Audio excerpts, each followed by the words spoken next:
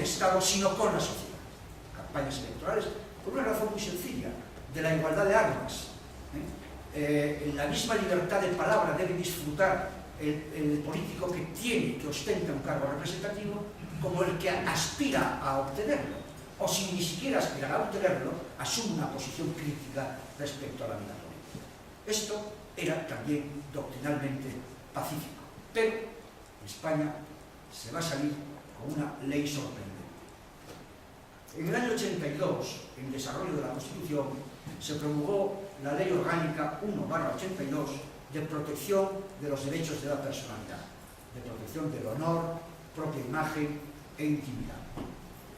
Hasta entonces, la única vía de protección frente a injerencias ilegítimas en los derechos de la personalidad era la vía penal, siempre una vía más onerosa y donde también, naturalmente, dadas las consecuencias de los efectos de una acción punitiva del Estado, los jueces son más reacios a ver el delito que no sería una pura demanda civil. Pues bien, esta ley abre la vía, más allá de la culpa aquiliana, que siempre estaba abierta, la responsabilidad extracontractual, abre una vía directa, sumaria y preferente para poder interponer por vía civil demandas de reparación patrimonial por ilegítimas injerencias en el honor, la intimidad o la propia imagen. Y a partir de entonces empiezan a presentarse demandas civiles contra parlamentarios, normalmente contra parlamentarios de lengua especialmente afilada y suelta. Y las indemnizaciones que empiezan a poner los jueces son cuantiosas. El Parlamento se abruma, se alarma y empieza a argumentar que estas indemnizaciones tan cuantiosas pueden poner en riesgo la independencia y la libertad parlamentaria. Y en el año 1985, todos los grupos parlamentarios piensen que es la única ley de la democracia española desde 1978 que se presenta por unanimidad y que se aprueba por unanimidad. Una ley de incremento de los privilegios propios.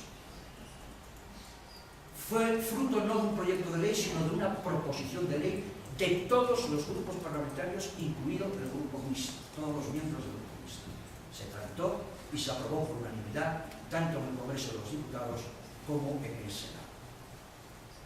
Y esta ley lo que establecía era la necesidad del suplicatorio también para interponer demandas civiles de responsabilidad patrimonial por opiniones vertidas fuera del ámbito parlamentario por los diputados y por los senadores.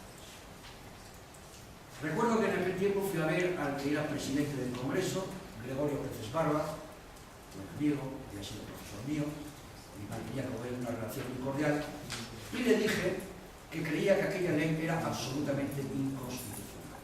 Y él me dio tres razones. Bueno, tres medias razones. Primero, Alfonso, esta ley yo no creo que sea inconstitucional. No me dijo el por qué. Una ley que es una interpretación extensiva de una prerrogativa que debe ser interpretada, ya no digo restrictivamente, pero al menos en sentido estricto. Si la Constitución habla de procesados y de inculpados, parece bastante difícil trasladar ese lenguaje al ámbito civil. Hablaremos de demandados, pero no de inculpados ni de procesados. Primero me dijo, yo no creo que sea inconstitucional.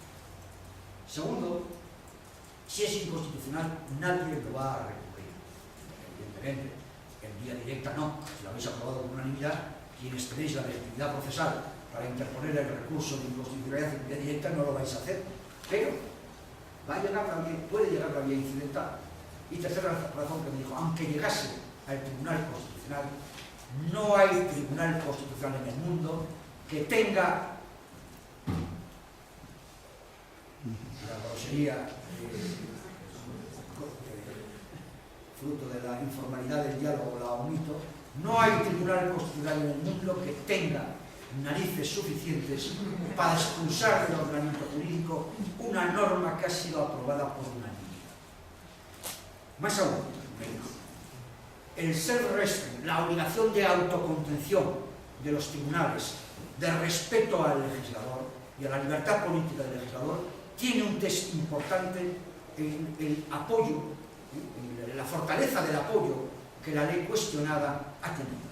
No es lo mismo enfrentarse a una ley fruto de una mayoría mínima y además probablemente circunstancial, cambiante, potencialmente cambiante, que a una ley que tiene detrás el apoyo de todo el Parlamento. Bien, no me convenció en ninguno de esos tres argumentos. El tercero es el más interesante.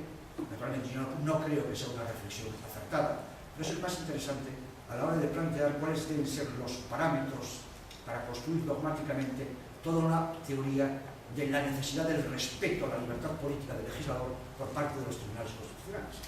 Una teoría de dónde y por qué están los niveles de autocontención por razones de respeto al principio democrático, pero esto nos llevaría muy lejos del tema que estamos. Escribí un artículo que se publicó en la Revista Española de Derecho Constitucional. Perdónenme la inmodestia, es de mucho, pero es la realidad. El artículo anunciaba lo que iba a pasar. Se denegará el suplicatorio, la persona la víctima que verá cegada su derecho a la tutela judicial efectiva planteará un recurso de amparo, el Tribunal Constitucional estimará el recurso de amparo y además elevará al Pleno autocuestión de inconstitucionalidad para anular la ley y expulsarla del ordenamiento. Meses más tarde se produjo el primer caso, un enfrentamiento entre el alcalde de la ciudad de Zamora, que era además senador, y un constructor que se sintió gravemente insultado, gravemente injuriado por un periódico municipal en que el alcalde vertía sus opiniones sobre el empresario y le demandó civilmente al amparo de la Ley Orgánica de Protección del Derecho al Honor, Imagen e Intimidad, y el juez de primera instancia, al ser senador el demandado, elevó la cuestión al Tribunal Supremo, que a su vez envió suplicatorio al Senado, que el Senado denegó.